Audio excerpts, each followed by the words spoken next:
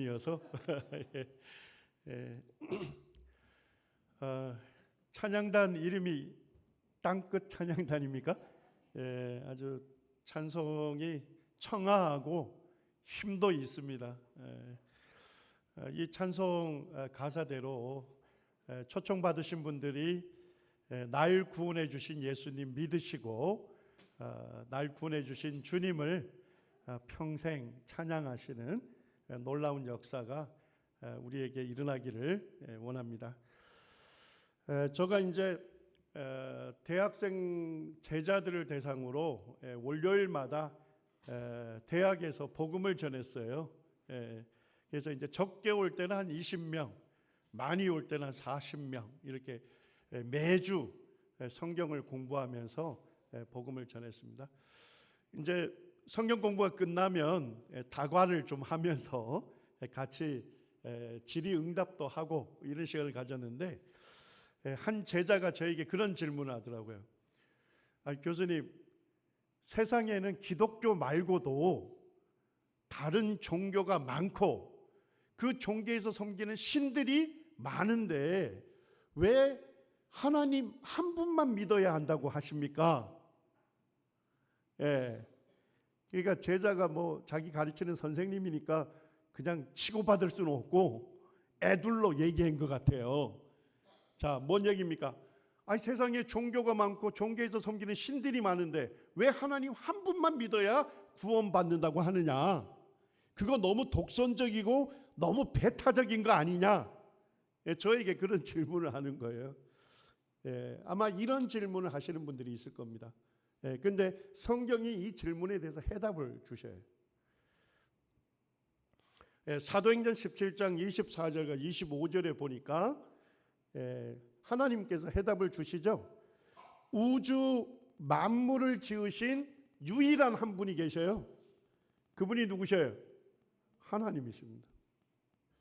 이 세상에 신이라는 것들 중에 온 우주 만물을 창조했다는 신이 없습니다. 온 우주 만물을 지으신 유일한 한 분이 계셔요. 그분이 누구셔요? 이 성경에서 증거하는 하나님이십니다. 하나님은 천지의 주제가 되신 분이십니다. 자, 이 천지를 누구가 지으셨어요? 하나님께서 지으셨잖아요. 그렇기 때문에 하나님은 천지의 주인이 되시고 제자가 뭡니까? 다스릴 제자예요. 이 천지를 다스리는 유일한 통치자, 유일한 왕이 되신다는 겁니다. 이 세상에 신들이라는 것들이 있지만은 온 우주 만물을 지으신 크고 위대하신 유일한 한 분은 하나님이십니다. 그리고 이 천지 만물을 지금도 이 천지 만물의 주인으로 이 천지 만물을 운행하시고 다스리시는 유일한 왕이 되시는 분은 하나님 한 분밖에 없는 거예요. 왜 하나님 한 분만을 믿어야 할까요? 하나님은 만민에게 생명과 호흡과 만물을 친히 주시는 분이시기 때문에 그렇습니다. 만민이 누구예요? 우리 한 사람 한 사람에게 생명을 주신 분이고 호흡을 붙들고 계신 분이고 만물이 뭡니까? 우리에게 필요한 모든 것을 친히 주시기 때문에 우리에게 공급해 주시기 때문에 지금 우리가 살아 생존해 있는 것입니다. 아시겠어요? 하나님께서 내게 생명을 주셨기 때문에 내가 이 세상에 태어난 거예요. 그리고 하나님이 지금도 내 호흡을 붙들고 계시고 내게 필요한 모든 것을 친히 공급해 주시기 때문에 지금 내가 숨을 쉬고 살아 있는 것입니다. 사람은요 전적으로 하나님께 의존된 인간이에요. 하나님 없이는 단 하루도 단 한 시간도 단 1분도 단 1초도 스스로 존재할 수 없습니다. 인간이요 자기를 지으신 창조주이신 하나님을 떠난다는 것은 뭡니까? 물고기가 물을 떠나는 것과 같은 거예요. 그리고 기차의 바퀴가 뭐예요? 기차의 선로를 이탈하는 것처럼 위험천만한 것이고 영원한 파멸을 자초하는 것입니다. 왜 하나님 한 분만을 믿어야 할까요? 하나님은 온 우주 만물을 지으신 유일한 신이십니다. 그리고 내게 생명을 주셔서 이 땅에 태어나게 하셨고, 내게 내 호흡을 지금도 붙들고 계시고, 내게 필요한 만물을 친히 공급해 주시는 나를 지으신 창조주이시고, 내 인생의 참 주인이 되시는 분입니다.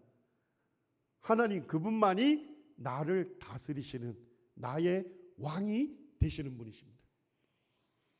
그러니까 제자가 입을 쫙 지퍼를 잠그더라고요. 여러분들, 하나님 한 분만을 믿으셔야 하는 이유, 그것은 하나님께서 나를 지으신 나의 주인이셔요. 나를 다스릴 나의 왕이 되시는 분입니다. 제가 이제 3년 전에 서울에 있는 한 지역교회를 방문했어요. 뚝섬이라고 하는 지역에 있는 뚝섬교회를 갔는데, 그때 이제 토요일 날 복음을 전하고 또 주일 날 전했습니다.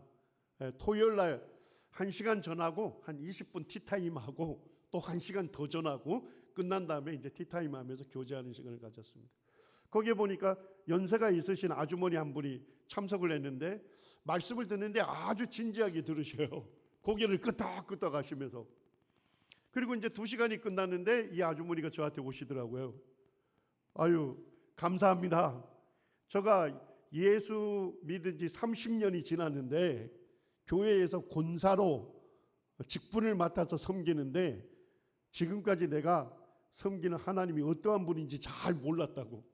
그런데 오늘 2시간 들으면서 하나님이 그렇게 크고 위대하신 분이고, 하나님이 나를 지으신 정말 나의 인생의 참 주인이라는 거 이제서 알게 됐고, 하나님은 미래의 모든 일을 다 아시고 말씀하시면 그 말씀을 실제 역사 속에서, 실제 삶 속에서 이루시는 전능하시고 살아계신 유일한 한 분이다 하는 것을 제가 알면서 굉장히 감격했습니다. 그러면서 이제 제 손을 자꾸 뭐 이끌어 가셔 상담실로. 궁금한 게 하나 있다는 겁니다. 궁금한 거. 자기가 요번에 이 집회에 오게 된 이유가 이 교회를 다니는 사촌 동생이 있다는 거예요. 근데 이 사촌 동생이 자기를 만날 때마다 그렇게 얘기하는 거예요. 누님, 교회만 그냥 다니시면 안 되고 누님 구원 받으셔야 돼요. 만날 때마다 누님 구원 받으셨어요? 누님 구원 받으셔야 돼요. 자꾸만 이런다는 거예요. 그러면서 이분이 저에게 그런 거예요. 예수 믿으면 됐지, 왜 또 구원은 받아야 한다는 거냐? 도대체 왜 구원 받아야 한다고 얘기하냐? 이렇게 질문을 하시네요. 그래서 제가 이 성경에는 하나님의 소원이 담긴 말씀이 있다고, 디모데전서 2장 4절 그 펼쳐서 한번 하나님의 소원이 뭔지 한번 읽어보시라고. 성경도 잘 찾으셔요?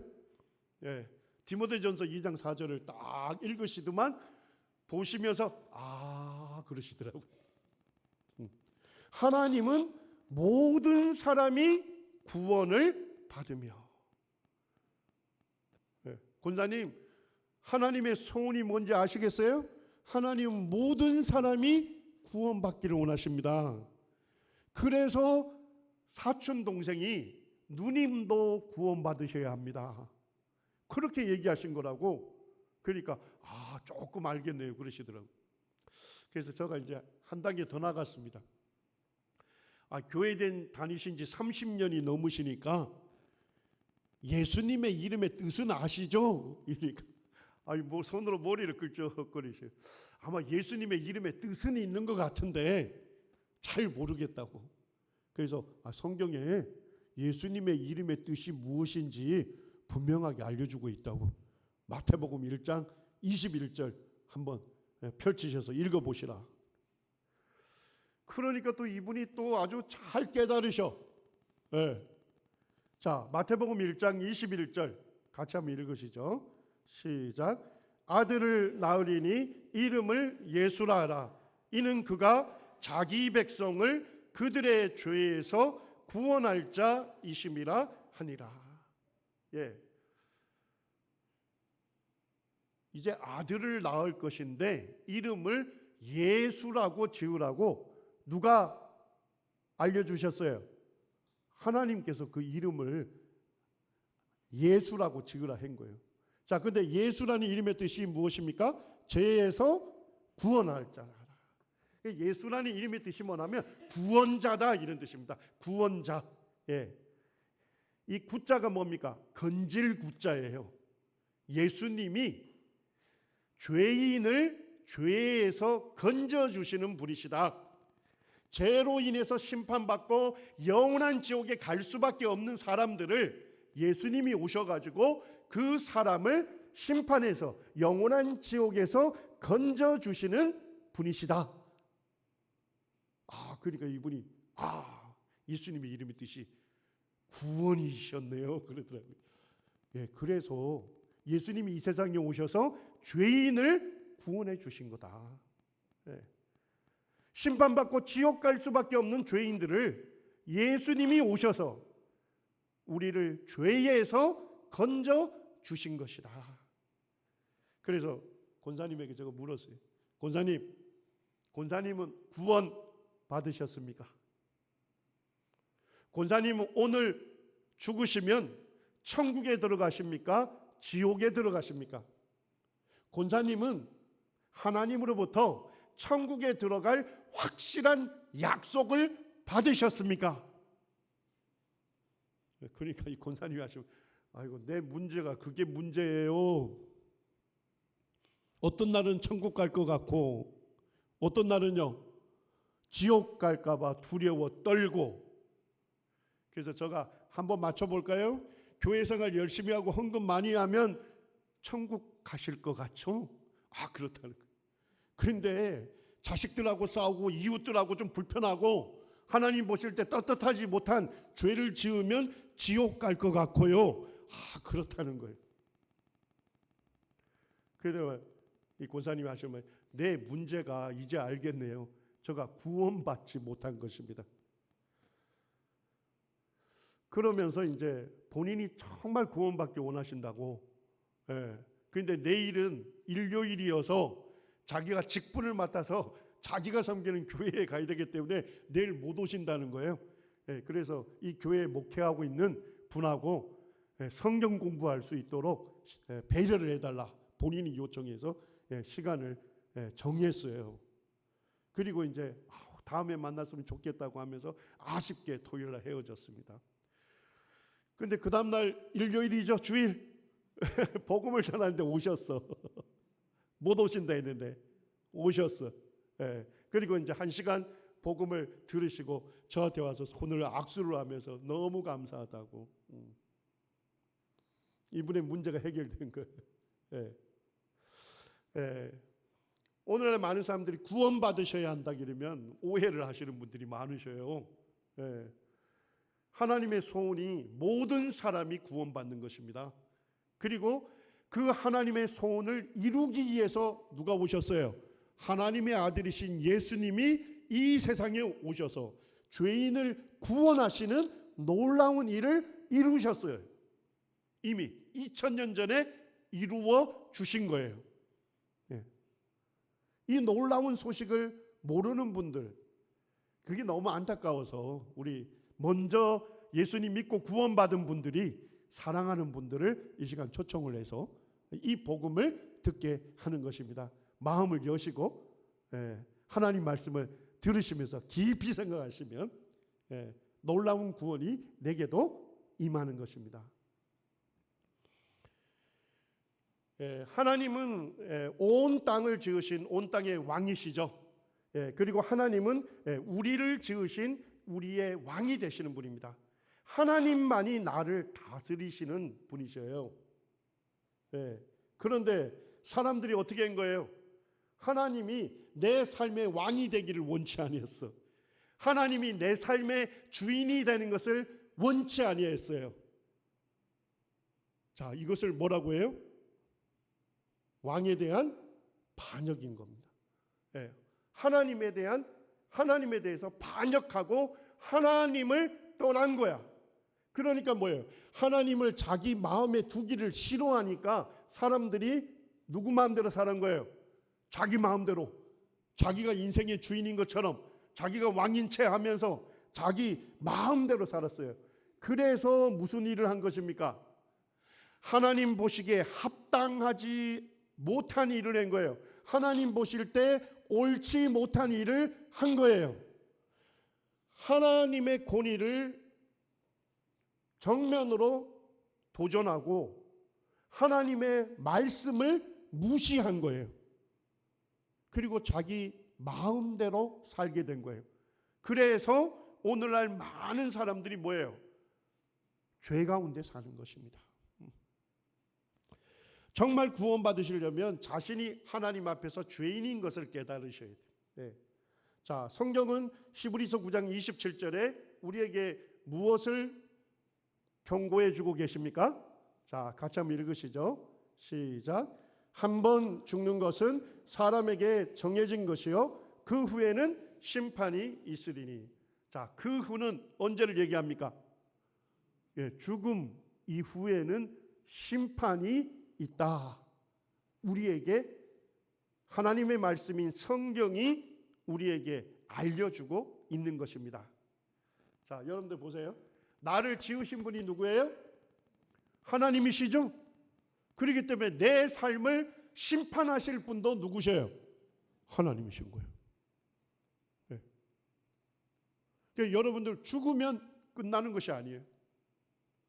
죽으면 나를 지으신 내 인생의 주인이시고 나를 다스릴 왕이신 하나님의 심판대 앞에 서야 하는 것입니다. 예. 모든 사람은 죽음 이후에 심판을 받는 것입니다. 자, 심판을 받고서 데살로니가후서 1장에 보니까 영원한 멸망의 형벌을 받는 사람이 나와요. 영원한 멸망의 형벌, 영원한 형벌. 그 영원한 형벌을 어디에서 받습니까? 지옥에서. 예, 그래서 죽음 후에 심판이 있고 심판 이후에 뭐예요? 영원한 지옥이 있다. 성경이 말씀하고 있는 것입니다. 자, 그런데 성경은 어떤 사람이 심판받고 지옥 가는지 우리에게 분명하게 알려주고 있습니다. 자, 누가 심판받고 지옥에 갑니까? 하나님을 모르는 자들. 하나님은 이 성경과 하나님 만드신 만물을 통해서 하나님 알만한 것을 분명하게 보여주었고 알려주었잖아요. 맞습니까? 그런데 뭐예요?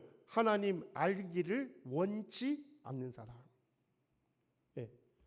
하나님 알기를 원치 않는 사람, 하나님을 거부하는 사람, 그 사람이 어디에 들어가요? 심판받고 영원한 지옥에 들어간다. 성경은 우리에게 말씀하고 있는 것입니다. 또 어떤 사람이 지옥에 갑니까? 우리 주 예수의 복음을 뭐하지 않는 사람요? 복종하지 않는 사람. 아, 이 사람은 진짜 안타까운 사람이에요. 이 사람은 무엇을 들었습니까? 예수 그리스도의 복음을 들은 사람이에요. 참. 네. 이 교회에 초대받아서 왔고, 그리고 우리의 주님이신 예수님의 복음을 들은 사람이에요. 예수님의 십자가의 죽음으로 내 모든 죄가 십자가에서 용서받게 됐다는 놀라운 복음을 듣고서도 누구에게 복종하기를 원치 않아요? 그 예수님께 복종하기를 원치 않는 사람입니다.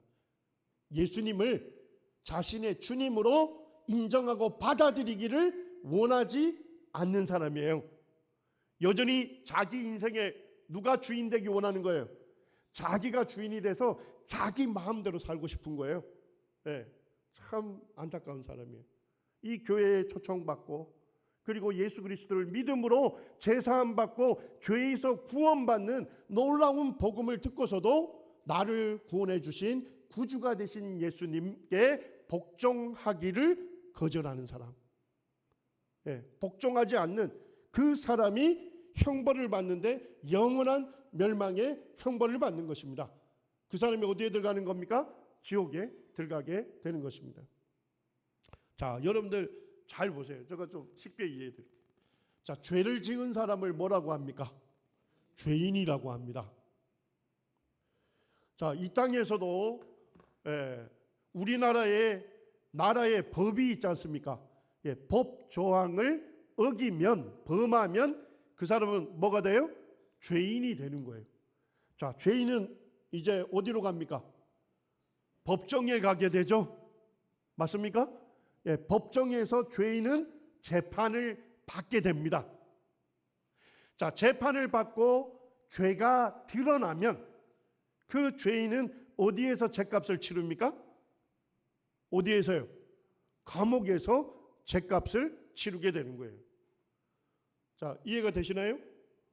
이 나라에도 법이 있는데 그 법을 범하면 죄인이 되고, 죄인은 법정에 가서 재판을 받게 되고, 거기에서 죄인으로 드러나면요, 어디에서 죄값 치러요?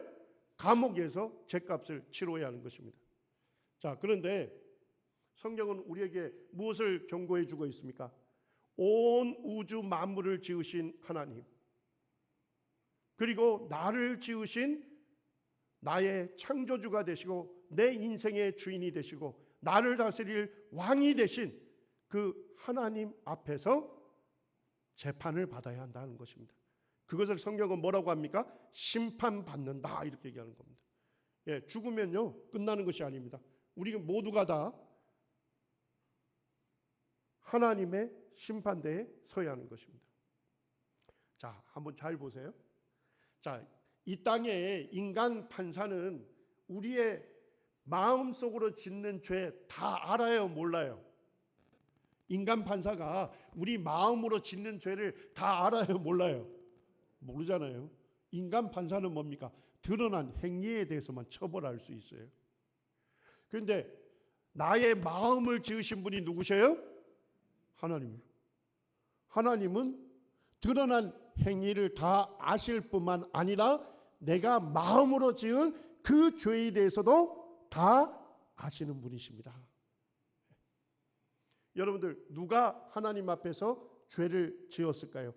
누가 하나님 앞에서 죄를 범했을까요? 자, 로마서 3장 23절 성경은 우리에게 분명하게 말씀해 줍니다. 같이 읽겠습니다. 시작. 모든 사람이 죄를 범하였음에 하나님의 영광에 이르지 못하더니. 자, 하나님께서 우리의 행위와 마음의 모든 것을 다 아시는 하나님께서 누가 죄를 범했다고 결론적으로 선언하십니까? 모든 사람이 죄를 범했다, 이렇게 얘기합니다. 하나님 보실 때는 모든 사람이 죄를 범한 거예요. 로마서 3장 4절에는 사람은 다 거짓되다, 이렇게 얘기합니다. 로마서 3장 10절에서는 의인은 없나니 하나도 없다. 로마서 3장 12절에서는 선을 행하는 자는 없나니 하나도 없도다. 우리의 모든 것을 다 하시는 하나님께서 보실 때 누가 죄를 범했다고요? 모든 사람이 죄를 범했다. 모든 사람이 죄를 범했다는 건 뭡니까? 한 사람 모두가 다 하나님 보실 때는 죄인이다 하는 것입니다. 자, 하나님은 사랑의 하나님이시죠. 어떤 분이 그러시더라고요. 하나님은 인간을 사랑하시기 때문에 하나님은 인간을 지옥에 보내지 않는다. 여러분들, 하나님은 사랑의 하나님 맞습니다. 하나님은 나를 지으신 분이기 때문에 나를 사랑하셔요. 하나님은요, 악인일지라도 심판받고 영원히 멸망하는 것을 하나님께서 기뻐하지 아니하셔요. 우리가 하나님을 반역하고 하나님 없는 삶을 원하고 자신이 하나님 자리에 앉아서 자기가 인생의 주인인 것처럼 하나님과 상관없이 자기 마음대로 옳지 않은 일을 행하고 있는 죄인일지라도 하나님은 사랑하셔요. 하나님은 우리를 사랑하십니다. 자, 그런데 하나님은 사랑의 하나님이시며 동시에 하나님은 거룩하신 분입니다. 하나님은 사랑의 하나님이시기 때문에 죄인인 나를 사랑하셔요. 그렇지만 하나님은 거룩하신 분이시죠. 죄인과 함께 할 수 없습니다. 하나님은 공의로우신 하나님이셔요. 쉽게 말씀드리면 정의로우신 분이셔요. 하나님은 죄에 대해서 뭐 할 수 없어요. 눈 감아 줄 수 없는 분이에요. 잘 아셔야 돼요. 하나님은 죄에 대해서 반드시 심판하셔야 하는 공의로우신 분이십니다. 하나님이 죄인인 나를 사랑하시는 건 맞지만 내가 하나님 앞에 죄를 범한 죄인이기 때문에 거룩하신 하나님께 갈 수가 없는 것입니다. 그리고 하나님은 공의로우신 분이기 때문에 나는 죄인이기 때문에 하나님 앞에서 공의로운 심판을 받을 수밖에 없는 거예요. 네. 여러분들 어떻게 하면 죄인이 하나님께로 갈 수 있습니까? 어떻게 하면 죄인이 하나님께 갈 수 있어요? 죄인이 하나님께 갈 수 있는 유일한 길은 무엇입니까? 예, 이 죄 문제를 해결해야 하는 것입니다. 이 죄 문제를 해결해야만 하나님께로 갈 수 있는 것입니다. 이 죄 문제를 해결하기 위해서 누가 오신 거예요? 예, 하나님의 아들이신 예수님께서 오신 거예요. 예, 이 예수님께서 우리 인간의 죄의 문제를 해결하시고 우리를 하나님께로 인도하시기 위해서 구원의 길을 여시기 위해서 이 세상에 오신 것입니다. 여러분들 구원 받으시려면 예수님이 누구신지를 잘 아셔야 돼요. 예수님. 요한복음 13장 19절에 예수님께서 하신 말씀. 자, 예수님께서 하신 말씀 우리가 잘 보시기 원합니다. 예수님이 이런 말씀하셨어요. 지금부터 일이 일어나기 전에 미리 너희에게 일러두면. 자, 무슨 얘기입니까? 아직 일이 일어나지 않았어요. 그런데 예수님이 뭐예요? 미리 너희에게 제자들에게 일러두었습니다. 말해두었습니다. 아, 미래에 어떤 일이 일어날 것이다 라고 말해둔 거예요. 자, 이것을 뭐라고 합니까? 예, 앞에 슬라이드를 잘 보시면 지혜롭게 되신다 했죠. 예, 지금부터 아직까지 그 일이 일어나기 전에 미리 너희에게 일러둔다. 미래에 어떤 일이 일어날 것인지를 미리 말씀해 주는 것을 뭐라고 합니까? 예언이라고 하는 것입니다. 예수님께서도 이 세상에 오셔서 예언하셨어요. 자, 왜 예수님께서 예언하셨을까요? 일이 일어날 때 예수님이 말씀하신 그 예언이 뭐 할 때요? 일어날 때, 성취될 때 내가 그인 줄 너희가 믿게 하려 함이라. 예수님이 하나님의 아들이심을 믿게 하려 하심이라. 자, 여러분 한번 생각해 보세요. 예수님이 미래에 일어날 일을 미리 말해 두었어요. 예언했어요. 근데 예수님이 하신 예언이 실제 역사 속에서 그대로 성취된 거야. 자, 그러면 이 예수님은 어떤 분이셔요? 미래의 모든 일을 아시는 전지하신 분이시죠. 그리고 말씀하신 그대로 실제 역사에서 이루시는 전능하신 분이시죠. 그리고 살아계신 유일한 한 분이십니다.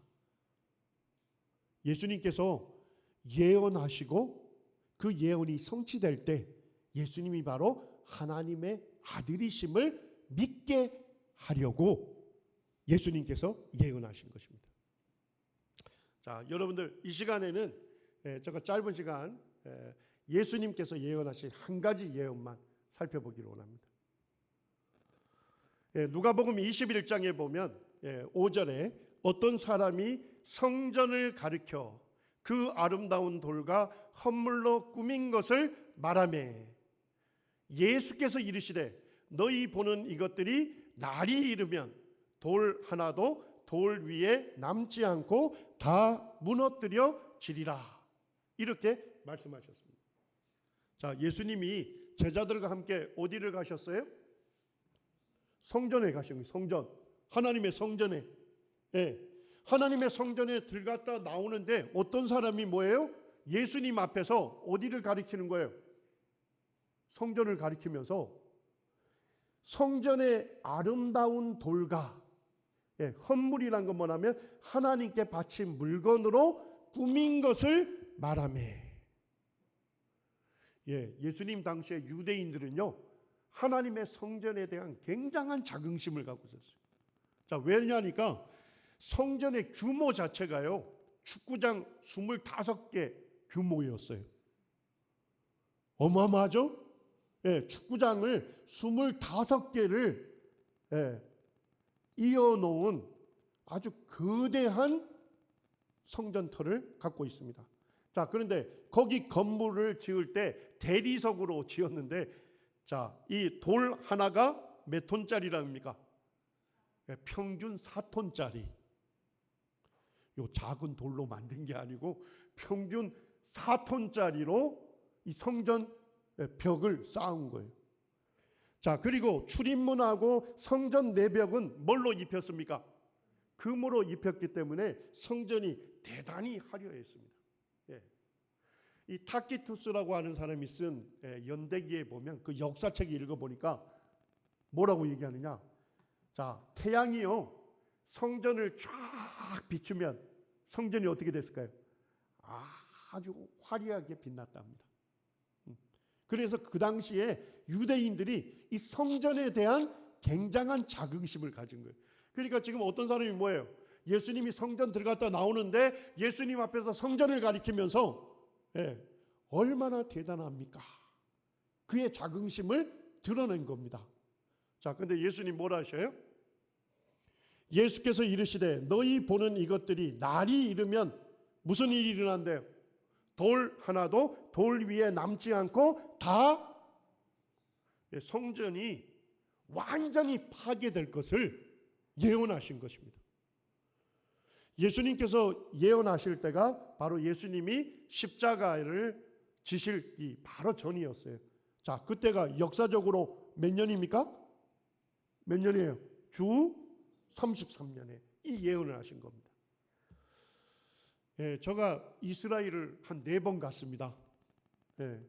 이스라엘 갔더니까 성전의 기초석을 보려고 이스라엘 사람들이 터널을 뚫어놨어요. 자, 성전의 기초석은 어디에 있습니까? 기초는 어디에 있어요? 집의 기초는 땅 속에 있잖아요. 땅 속에 있으니까 그쪽으로 뭘 뚫은 거예요? 터널을 뚫은 거예요. 그래서 이제 제가 가서 지금 찍은 사진이에요. 성전의 기초가 땅 속에 있는데 봤더니까 뭐예요? 이런 대리석으로 거기 기초가 있습니다. 자, 돌 하나가 규모가 몇 톤짜리라고요? 4톤짜리입니다. 여기에 보면 요게 성전 기초석 돌인데 이 돌 하나가 4톤짜리 이런 돌들로 성전을 쌓은 겁니다. 그러니까 사람들이 볼 때 어때요? 성전은 거대하고 웅장하고 금으로 입혀놨으니 얼마나 화려했겠습니까? 그런데 예수님께서 더 자세하게 예언을 하십니다. 누가복음 19장에 보니까 가까이 오사 뭘 보시고요? 예루살렘 성, 예루살렘 도시를 보시고 예수님이 뭐 하셨어요? 우셨다. 예수님께서 장래에 이 예루살렘 성과 성전이 파괴가 될 것을 예수님이 미리 내다보시면서 예수님이 우셨다. 그러면서 예수님이 구체적으로 예언하십니다. 43절에 보니 날이 이를지라. 자, 첫 번째 뭘 예언해요? 내 원수들이 토둔을 쌓고, 토둔이 뭡니까? 흙으로 된 언덕을 쌓고 너를 둘러 예루살렘 성을 둘러 사면으로 뭐 할 것이다? 가둘 것이다.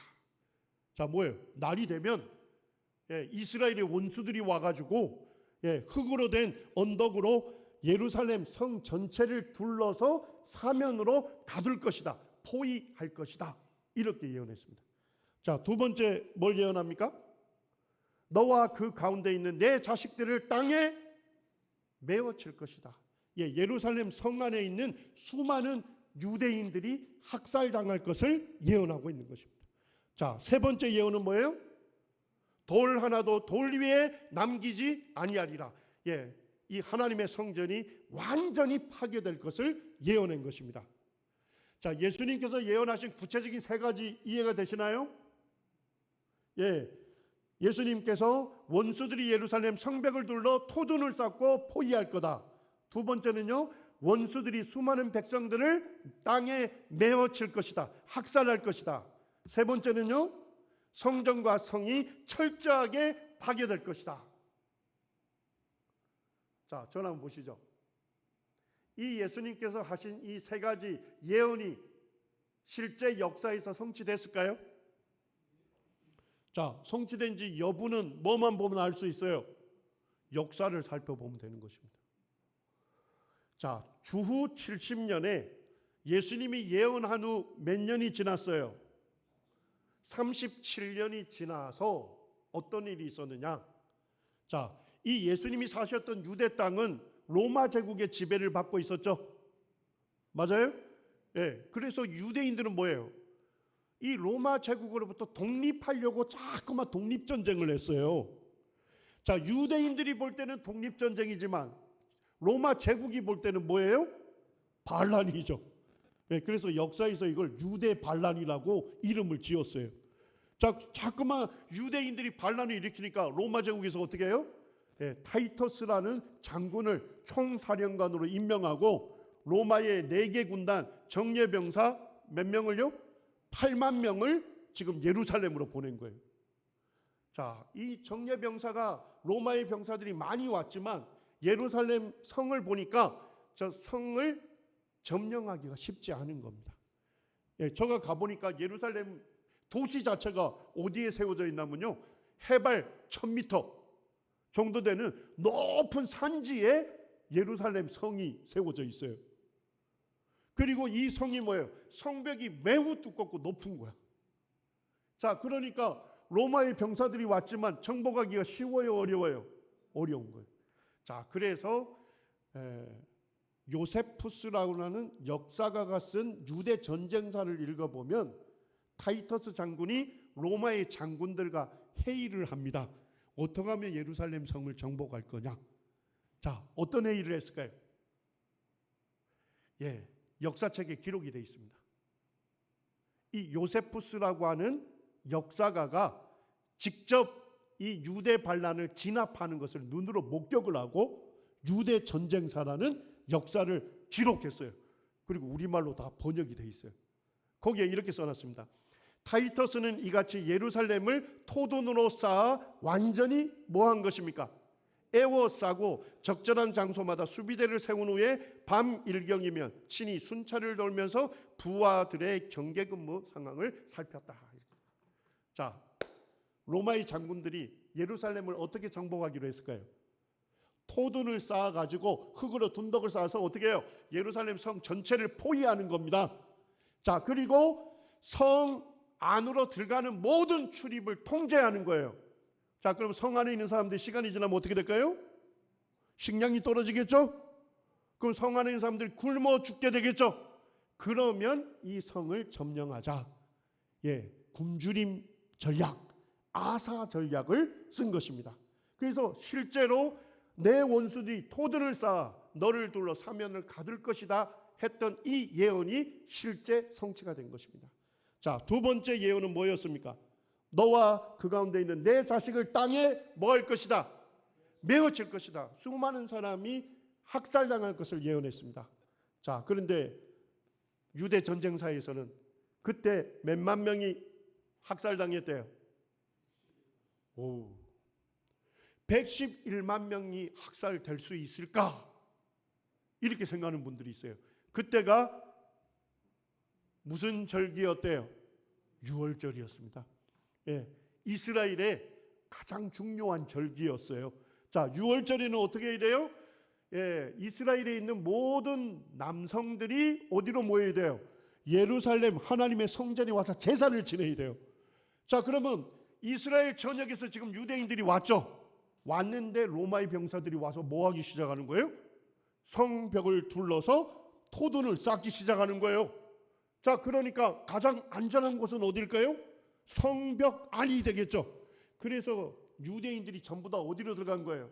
예루살렘 성 안으로 들어간 것입니다. 자, 한번 생각해 보세요.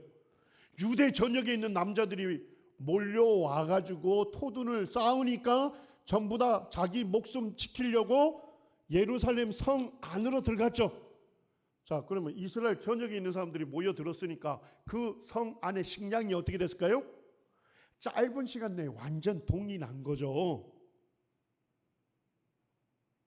다 들어가니까 그냥 흉흉한 소문을 이 유대 전쟁사에 기록하고 있습니다.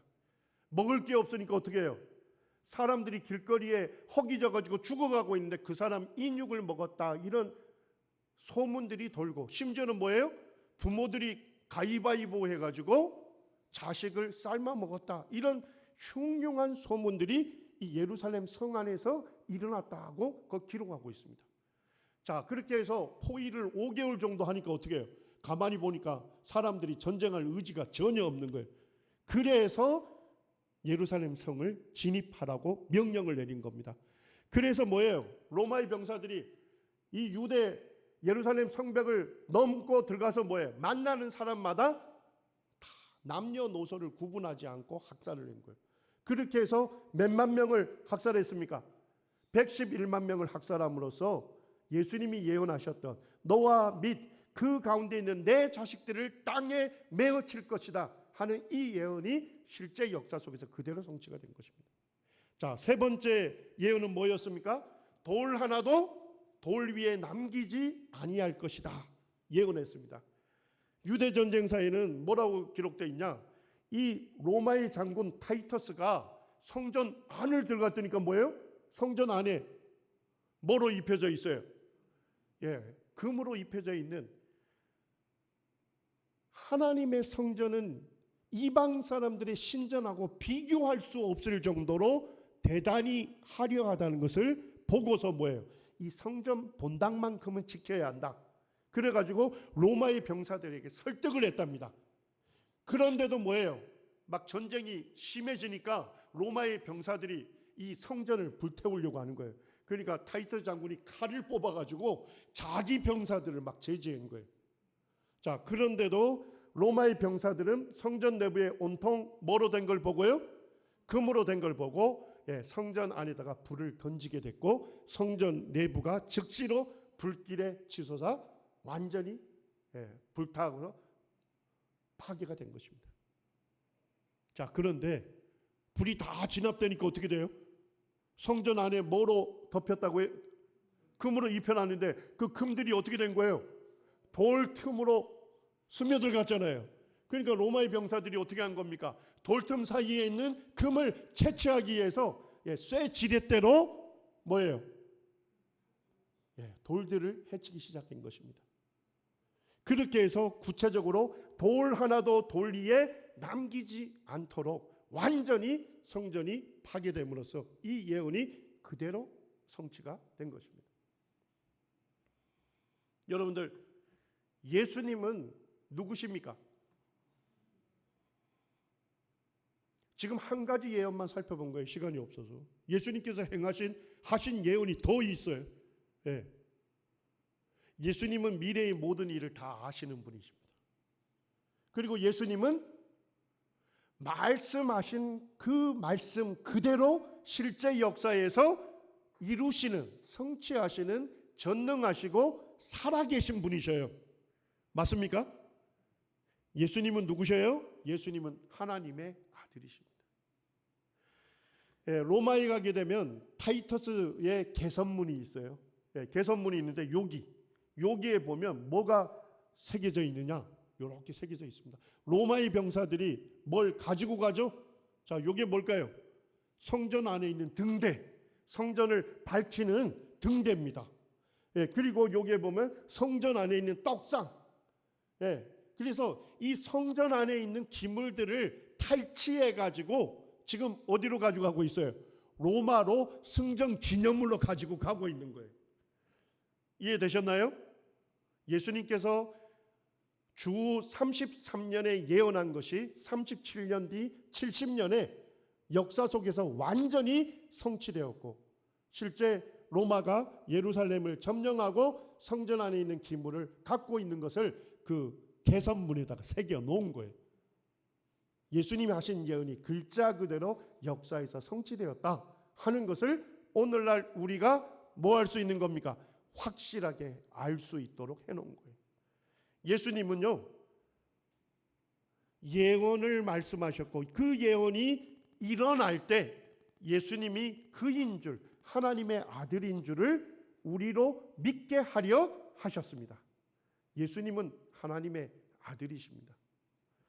자, 우리 성경 히브리서 1장에 보니까 예수님은 누구시라고요?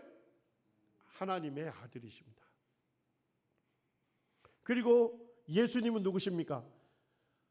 아들로 말미암아 모든 세계를 뭐 하셨다고요?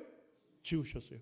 자, 하나님 아버지께서 이 세상을 창조할 때 누구를 통해서 이 세계를 지으셨어요? 그렇습니다. 하나님의 아들이신 예수님을 통해서 모든 세계를 지으신 거예요. 예수님은 누구십니까? 하나님의 아들이시며 온 우주 만물을 지으신 창조주이십니다. 예수님은 나를 지으신 나의 창조주이십니다. 골로새서 1장에서도 분명히 말씀하시죠. 14절에 예수님은 누구시라고요? 아들이시다. 하나님의 아들이시다. 자, 근데 만물이 누구에게서 창조되었어요? 예, 바로 하나님의 아들이신 예수님에게서 창조되었다. 그리고 만물이 다 누구로 말미암았다고요? 예수님으로 말미암고 예수님을 위하여 창조되었다. 자, 여러분들 구원받으시려면 예수님이 누구신지 분명하게 아셔야 합니다. 예수님 누구십니까? 하나님의 아들이십니다. 그리고 예수님은 하나님 아버지와 함께 온 우주 만물을 지으신 크고 위대하신 창조주이십니다. 그리고 여러분과 저를 지으신 창조주이시에요. 그리고 나를 지으신 목적이 뭐예요? 예수님을 위하여 창조하신 것입니다. 자, 여러분들, 그런데 왜 이 온 우주 만물을 지으신 창조주가 하나님의 아들이신 그 예수님이, 그 크신 왕이 왜 십자가에 못 박히셨을까요? 성경을 읽어보면 심지어 예수님이 우리를 사랑하셔서 우리와 함께 사셨고 우리를 사랑하셔서 자신의 목숨을 어디에 내어주셨대요? 십자가에 내어주셨다고 말씀하고 있어요. 예수님은요, 십자가를 자원하셨다고도 하셔요. 스스로 예수님이 그 십자가에 못 박히시는 것을 결정하셨어요. 자, 여러분들, 십자가는 무엇입니까? 로마 제국 시대의 사형 제도입니다. 그런데 아무나 십자가 처형을 할 수 없었어요. 왜요? 그 사람을 처형하게 되면 어떤 제목 때문에 그 사람을 십자가 처형을 했는지 로마의 황제에게 보고서를 작성해서 제출을 해야 됐어요. 자, 그러니까 아무나 죽여요? 못 죽여요? 못 죽이는 거예요. 십자가 처형을 못 하는 거예요. 십자가 처형 당한 사람은 어떤 사람들이었을까요? 가장 흉한 죄인들. 저 사람은 뭐도 아니다. 인간도 아니다. 가장 흉악한 죄인들만 선별해서 십자가 처형을 시켰습니다. 자, 근데 하나님의 아들이신 예수님,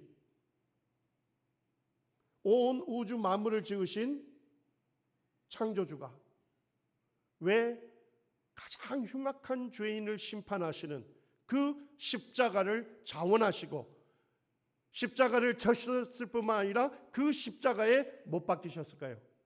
왜 그러셨어요? 로마서 5장 8절 우리 같이 읽겠습니다. 시작. 우리가 아직 죄인 되었을 때 그리스도께서 우리를 위하여 죽으심으로 하나님께서 우리에게 대한 자기의 사랑을 확증하셨느니라. 예수님이 왜 십자가에 못 박히셨습니까? 우리를 위하여 죽으셨다. 우리가 누구예요? 죄인을 얘기하는 것입니다. 죄인인 우리를 위하여 십자가에 죽으셨습니다. 그럼으로써 하나님께서 우리에게 대한 하나님의 사랑을 뭐 하셨다고요? 확증이 뭡니까? 확실하게 증명해 보이신 거예요. 여러분들, 십자가에 못 박히신 예수님을 보면 하나님이 나를 얼마나 사랑하는지를 알 수 있는 것입니다. 온 우주 만물을 지으시고 나를 지으신 창조주께서 가장 흉악한 죄인을 처형하는 그 십자가를 예수님께서 자원하시고 그 십자가에 못 박히신 것입니다. 누구를 위해서요? 죄인인 나를 위해서.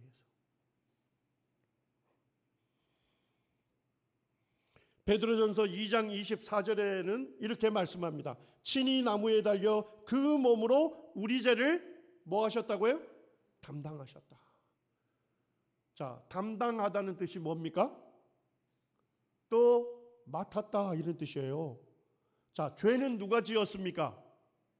내가 지었는데, 내가 하나님 앞에 하나님을 반역한 죄인인데, 내가 죄인이고 내가 심판받고 내가 지옥 가야 하는데, 내가 하나님 앞에서 형벌받아야 하는데, 십자가에 못 박히신 예수님이 내 죄를 뭐 하신 거예요? 담당하신 겁니다. 또 맡으신 거예요. 십자가에 못 박히신 예수님은 나의 죄를 담당하셨어요. 나의 죄를 또 맡으셨어요. 자, 이제 심판자이신 하나님 보실 때는 누가 죄값을 치러야 할 죄인처럼 되셨습니까? 예, 그렇습니다. 내 모든 죄를 또 맡으신 예수님이 하나님 보실 때는 죄인처럼 되신 거예요. 그래서 내 모든 죄를 십자가에서 담당하신 이 예수님께 하나님의 심판과 하나님의 진노와 하나님의 형벌이 예수님께 다 쏟아진 것입니다. 하나님께서요, 차마 이것을 볼 수가 없어서 하나님 어떻게 하셨어요? 하늘을 어둡게 하시고,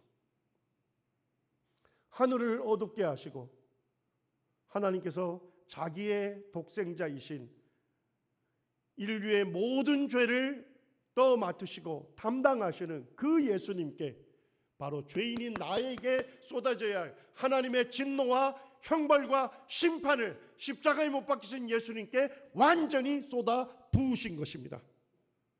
그러므로서 내 모든 죄를 예수님이 담당하신 거예요. 예수님께서 십자가상에서 얼마나 고통스러웠는지 이가 혀가 이틀에 붙을 정도였습니다. 그런데도 예수님께서 마지막으로 힘을 내어서 마지막 외치신 말씀이 있습니다. 그것이 무엇입니까? 다 이루었다. 자, 저 한번 따라해 보시죠. 다 이루었다. 다 이루었다. 이게 그리스 말로 테텔레스타이라는 단어입니다. 제가 그리스를 몇 번 가봤어요. 갔는데 지금도 이 단어를 사용합니다. 그리스 사람들은 테텔레스타이. 언제 사용할까요? 물건 사러 가면 마트에서 그리스 사람들이 이 말을 해요. 자, 우리 마트에 가면 카트에다가 물건 싣죠? 자, 카트에 물건 실으면 전부 내 거 되나요? 아니죠. 어떻게 해야 내 거 됩니까? 계산대에 가서 뭐 해야 돼요? 값을 지불해야 하잖아요. 근데 그리스 사람들은 계산대에 가서 값을 딱 지불하면서 돈을 내면서 뭐라고 할까요? 테텔레스타. 뭔 얘기예요? 값이 다 지불되었다. 이제 당신 거다. 테텔레스타. 자, 예수님께서 십자가를 죄인인 우리를 위하여 십자가에 못 박히셨죠? 그리고 예수님은 십자가에서 우리의 죄를 담당하셨어요. 그리고 예수님은 십자가에서 바로 죄인인 우리가 내가 받아야 할 모든 형벌과 하나님의 진노와 심판을 십자가에 달리신 예수님이 다 받아주신 거예요. 그리고 예수님이 마지막으로 외치셨어요. 다 이루었다. 완전히 죄값을 지불하셨다는 것입니다. 예수님은 십자가에서 죄인인 내가 받아야 할 모든 저주와 형벌을 다 받아준 것입니다. 여러분들, 내 모든 죄가 어디에서 해결이 됐습니까? 십자가에 못 박히신 예수님으로 인해서 내 모든 죄값이 지불된 것입니다. 모든 죄값이 지불된 것입니다. 히브리서 9장에서는 12절에 이렇게 말씀합니다. 예수님께서 오직 자기의 피로 뭘 이루셨어요? 영원한 속죄를 이루셨습니다. 이 속죄라는 단어는 두 가지 뜻이 있어요. 값을 지불하다 이런 뜻이 있어요. 예수님이 십자가에서 피 흘려 죽으심으로 속죄를 이루신 것입니다. 우리의 죄값을 다 지불하셨어요. 속죄의 또 하나의 말은 뭐냐면 우리의 죄를 깨끗게 하다는 의미를 갖고 있습니다. 자, 내 죄를 깨끗게 할 수 있는 유일한 것은 무엇일까요? 예수님의 피밖에 없는 것입니다. 예수님이 피 흘려 죽으심으로 예수님의 피가 나의 모든 죄를 깨끗하게 씻어 준 것입니다. 자, 속죄하시되 얼만큼의 속죄를 하셨어요? 영원한 속죄를 하셨어요. 아주 쉽게 말씀드리면 내가 지은 과거의 죄, 또 내가 연약하여 짓고 있는 현재의 죄, 그리고 내가 연약하여 예수님 믿고 나서도 연약해서 지을 수 있는 미래의 모든 죄까지 십자가에서 누가 다 담당하셨어요? 예수님께서 다 담당하시고 예수님이 자신의 피를 흘리심으로 바로 나의 모든 죄값을 지불해 주셨어요. 예수님의 피로 내 모든 죄를 깨끗하게 씻어 주신 것입니다. 골로새서 2장 13절과 14절에서는 얼마만큼의 죄를 사해 주셨대요?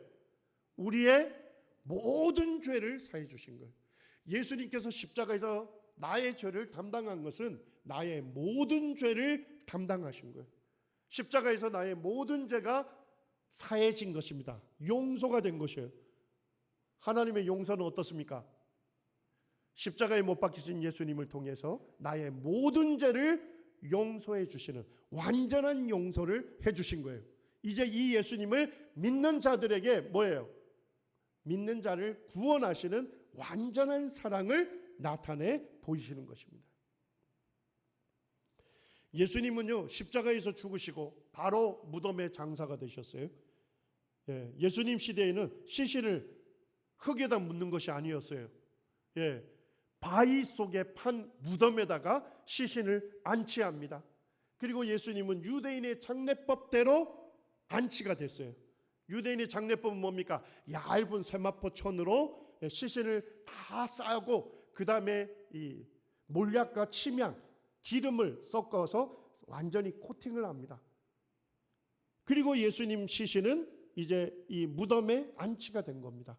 자, 그런데 안식 후 첫날 예수님이 무덤에 장사되고 3일째 되는 날에 여인들이 예수님 시신이 안치된 무덤에 갔더니 무슨 일이 일어났어요?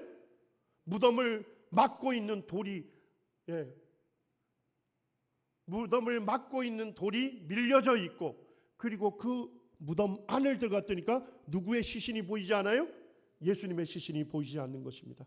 그런데 찬란한 옷을 입은 두 사람이 곁에 섰는데 여기 계시지 않고 예수님이 뭐 하셨다고요? 살아나셨다고 사실을 알려줍니다. 예수님은 무덤에 장사되시고 시신이 부패해서 땅으로 돌아가신 분이 아니에요. 예수님은 무덤에 장사되셨지만 죽음의 권세를 이기시고 다시 살아나신 것입니다. 자, 여러분들에게 질문하겠습니다. 종교 지도자 중에 죽은 자를 살렸다는 종교 지도자가 있습니까? 있다면 누구밖에 없어요. 예수님은 죽은 나사로를 살리셨습니다. 자, 더더욱 자신이 죽었다가 스스로 부활했다고 하는 종교 지도자가 있습니까? 있다면 누구밖에 없습니까? 예수님밖에 없습니다. 로마서 1장 4절에 죽은 자 가운데서 부활하사 능력으로 하나님의 아들로 선포되셨으니 곧 우리 주 예수 그리스도시니라. 예수님은요, 죽음의 권세를 이기신 분입니다. 자, 인간 중에 죽음의 권세를 이길 사람이 있나요? 인간 중에? 우리가 모두가 다 죽음 앞에 다 굴복하잖아요. 맞습니까? 그래서 우리는 모두가 다 죽음을 맞이합니다. 예수님은요, 예수님은 온 우주 만물을 지으신 창조주이시고 그리고 우리에게 생명을 주신 우리 생명의 주인이 되신 분이시죠. 예수님은요, 생명의 주인이 되시기 때문에 죽음의 권세를 이기시고 자신이 하나님의 아들이심을 스스로 증명해 보이신 것입니다. 예수님은 지금도 살아계신 분이십니다. 자, 왜 예수님이 죽었다가 다시 살아나셨을까요? 로마서 14장 9절에 같이 한번 읽으시죠. 네, 같이 읽겠습니다. 시작. 이를 위하여 그리스도께서 죽었다가 다시 살아나셨으니 곧 죽은 자와 산 자의 주가 되려 하심이라. 예수님이 왜 죽음의 권세를 이기시고 다시 살아나셨을까요? 죽은 자와 산 자, 모든 사람의 뭐가 되시려고요? 예수님이 주인이심을 스스로 드러내셨을 뿐만 아니라 모든 사람의 주인이 되려 하시리라. 자, 여러분들은 예수님을 십자가에 나를, 죄인인 나를 위하여 못 박히시고 십자가에서 죄인인 나를 대신하여 나의 모든 죄를 담당하시고 자신의 피를 흘리셔서 나의 모든 죄를 깨끗하게 씻어주신 구주가 되신 이 예수님을 나의 주님으로 영접하셨습니까? 여러분들은 이 예수님을 나의 주님으로 인정하고 받아들였습니까? 예, 그렇습니다. 예수님을 믿고 구원받은 사람은 자신의 모든 죄를 담당해 주신 예수님, 그 예수님을 자기의 주인으로 인정하고 받아들인 사람이에요. 예. 자, 그런데 믿지 않는 사람들은 언제 예수님을 자신의 주인으로 인정하게 될까요? 예, 그렇습니다. 죽음 이후에 자기를 심판하실 심판의 주님으로 인정할 수밖에 없는 것입니다. 모든 사람이 다 예수님을요 주님으로 인정해야 돼요. 예. 구원받는 사람은 이 땅에서 예수님을 자신의 주님으로 인정하고 받아들일 때 구원에 이르게 돼요. 맞습니까? 그런데 이 땅에서 뭐예요? 예수님의 복음을 듣고서도 예수님 믿기를 거절하다가 죽으면 그 사람은 어떻게 됩니까? 자신의 죄를 심판하실 심판의 주님으로 예수님을 만나게 되는 것입니다. 여러분들 이 땅에서 예수님을 자신의 주님으로 믿고 구원받으시겠습니까? 아니면 그 예수님을 믿기를 거절하다가 죽음 이후에 나를 심판하실 주님으로 만나시겠습니까? 사도행전 5장에서도 나무에 달아 죽인 예수를 하나님이 살리시고 무엇으로 삼으셨어요? 임금과 구주로 삼으셨습니다. 자, 예수님이 십자가에서 나의 죄를 담당하실 때는 예수님 머리에 무슨 관을 쓰셨습니까? 예, 가시면류관을 쓰셨어요. 자, 그런데 예수님이 죽음의 권세를 이기시고 부활하셨을 때는 하나님께서 예수님의 머리에 무엇을 쓰게 하셨습니까? 무엇을 쓰게 하셨어요? 예, 왕관을 쓰게 하신 것입니다. 십자가에서 나의 죄를 담당해 주신 구주가 되신 예수님은 죽음의 권세를 이기시고 다시 사셔서 자신이 하나님의 아들이심을, 모든 인생의 참 주인이심을 스스로 증명해 보이셨어요. 우리가 예수님을 나의 주님으로 믿는다는 것은 무슨 뜻입니까? 예수님을 나의 왕으로 삼으시는 거예요. 나는 오로지 나의 구주가 되신, 나의 왕이 되신 예수님의 말씀에만 순종하고, 그 예수님의 말씀이라면 그 말씀을 순종해서 나의 왕이신, 나의 주님이신 그분을 기쁘시게 하는 삶을 살겠다.